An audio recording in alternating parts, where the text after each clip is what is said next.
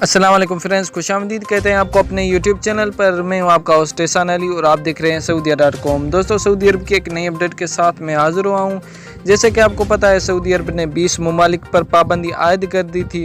ان 20 ممالک میں سے 11 ممالک کا گروپ بنا کر ان کے لیے فلائٹس آپریشن بحال کر دیا، لیکن ان میں پاکستان کا نام شامل نہیں تھا، کیونکہ اس ٹائم پاکستان میں کورونا وبا کا پھیلاؤ روکنے کی کوئی بھی ویکسین نہیں تھی، صرف چائنا ویکسین تھی جو کہ سعودی عرب قبول نہیں کر رہا ہے۔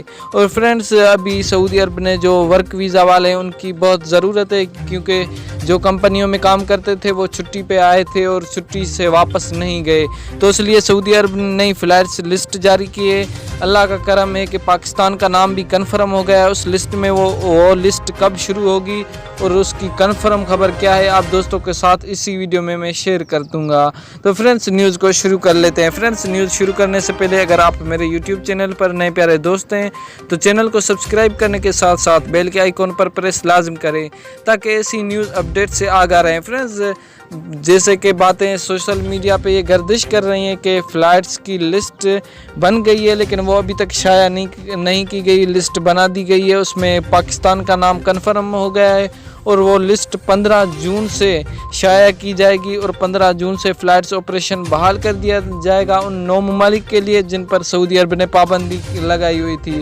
اور سعودی عرب میں ابھی جو اس میں پاکستانی ورکر یا جو انڈین کا ورکر ہیں جو اس میں کام کرتے تھے، ان کی سعودی عرب کو بہت ضرورت ہے، اس لیے سعودی عرب جلد سے جلد فلائٹس آپریشن بحال کرنا چاہتا ہے۔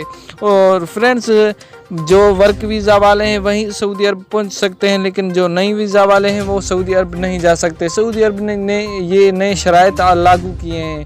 تو فرینڈز، فلائٹس آپریشن انشاءاللہ 15 جون سے شروع ہو جائے گا، اس کی لسٹ جلدی شائع ہو جائے گی۔ جیسے ہی کوئی نئی اپڈیٹ آئے گی ہم آپ دوستوں کے ساتھ لازمی شیئر کریں گے۔ تو فرینڈز، ایسی نیوز اپڈیٹ کے لیے ہمارے چینل کو سبسکرائب ضرور کریں۔ ملتے ہیں انشاءاللہ نیکسٹ ویڈیو میں، تب تک کے لیے اللہ حافظ۔